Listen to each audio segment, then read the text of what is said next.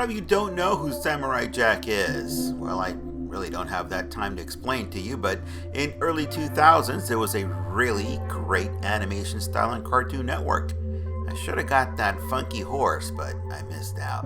Anyway, this is the only action figure I have from the series. Let me show you what I did. So over time, plastic gets old, and in this particular case, it became sticky and gooey, and I just didn't like it. And so I decided to upgrade the body on my Samurai Jack.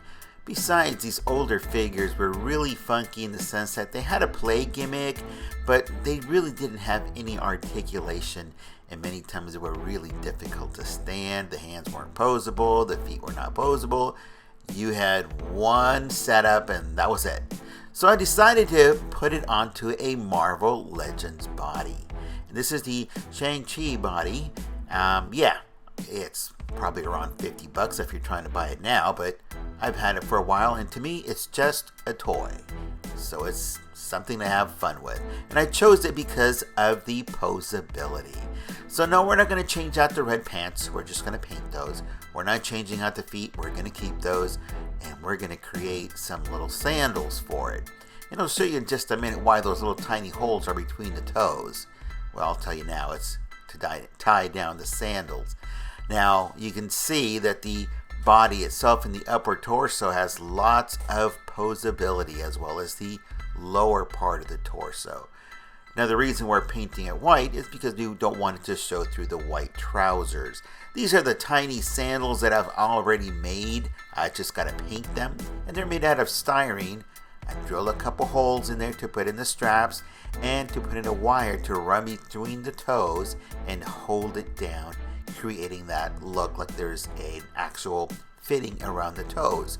So it looks that much believable.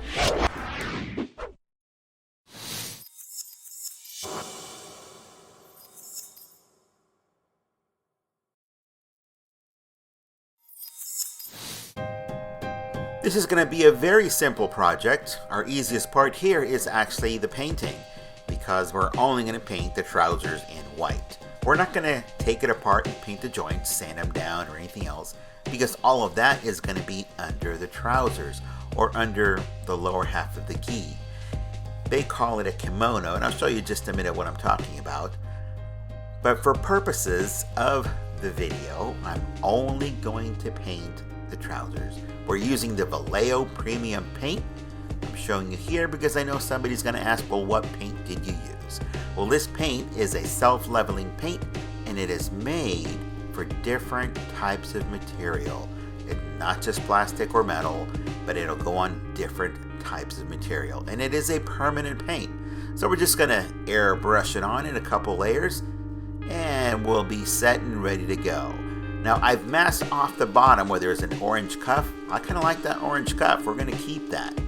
But minimizing the red tone here is going to minimize any color see-through or saturation showing through the white trousers.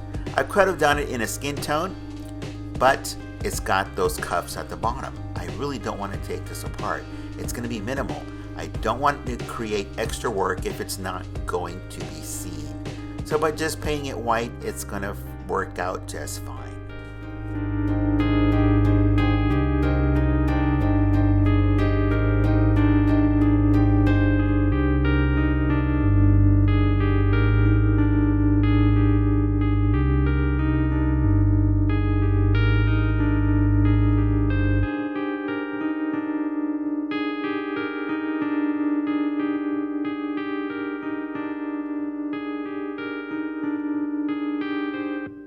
So after 3 layers of airbrushing the white paint, let's take off the masking and see what we've got.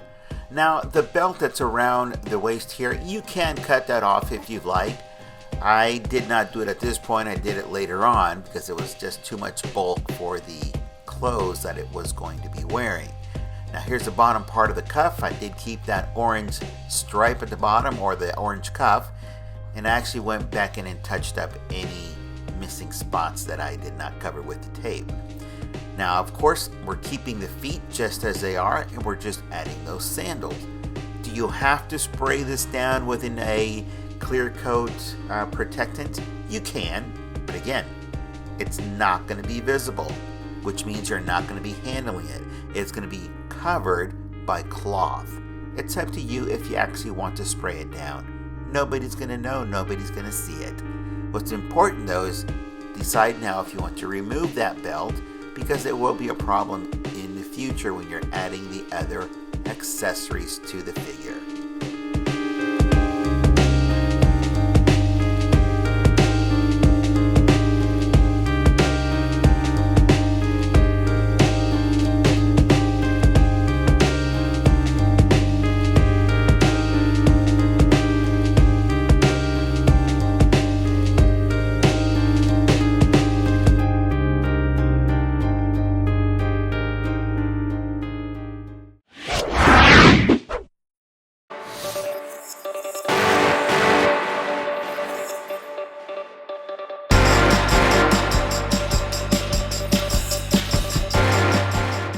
So I found this accessory on Amazon for $16. They called it a white kimono. To me it looks like a gi, but nevertheless, it's an accessory that fits this figure type body. I wanted to use the He-Man body because of the musculature, etc. And because it had the bare legs, but it doesn't fit the body type for the character. Samurai Jack is a slender figure, and this outfit fits it just fine. A muscular body would not have fit into this outfit. Now take a look. The face is obviously the wrong color. We're gonna have to match color to the rest of the body. Now the belt here doesn't have a wire in it. Let's put a wire in it, just like this. This is great. The ends were open. I slid the wire in, closed them off with some glue, and now we have full control and posability of that particular belt. If we want to wrap it around, awesome. Or leave it flying in the wind. It all depends on what photography you are trying to achieve. Now take a look at how the figure looks at this point. Definitely a big change from the original plastic body that is now gooey and sticky. But again, we need to change out the skin tone on the face to match the skin tone on the body.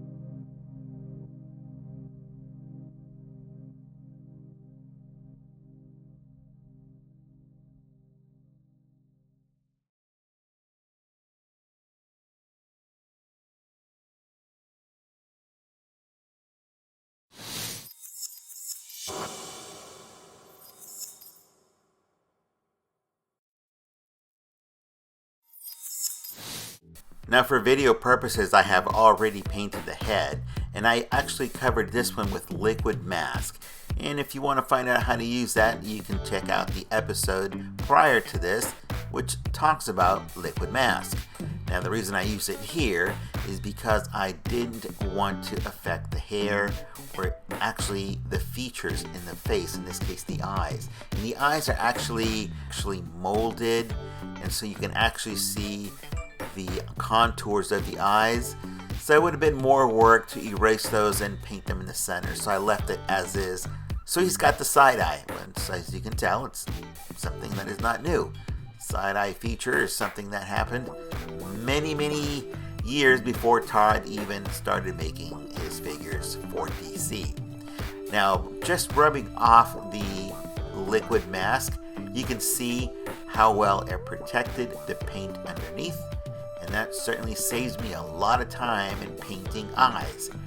It's not that I can't paint them, it's just that they are a real nuisance to paint something this small and make them look even, or have it have the correct look in the direction you want it to be. So I've painted the skin tone to match. So I've got some oranges, some blues in there, some yellow.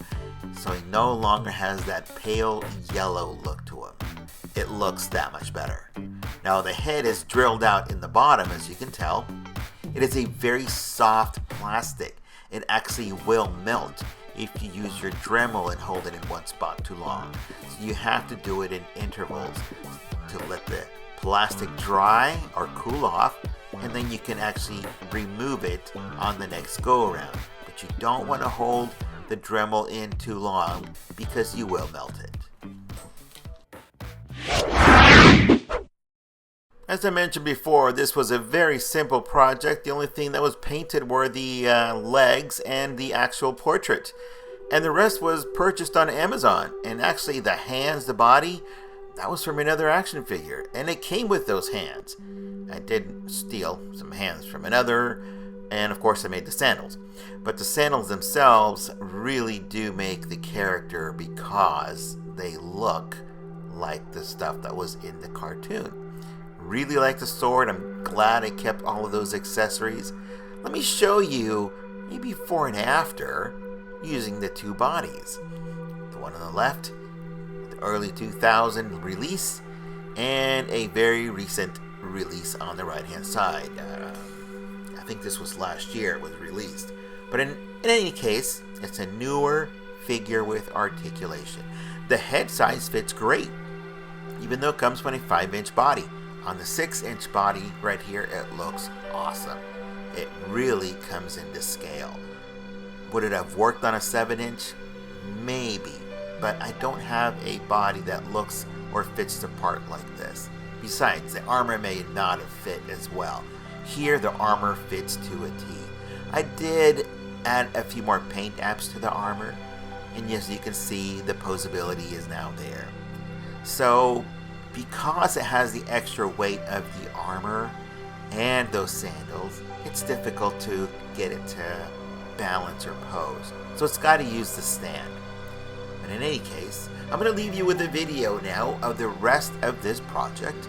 And of course, if you want to see some more projects like this, I'll put a playlist up at the top and you can take a look at some of the other work. In the meantime, enjoy customizing those action figures and make sure you come back to see more work like this because there's more to share. And yes, I will leave a link in the description below with my Amazon affiliation account. And of course, if you purchase one of these pieces for yourself, I do get a kickback from that. So keep in mind, the links are in the description and you can go to Amazon and purchase any of the other items that I use to produce some of these figures. We'll see you here next time.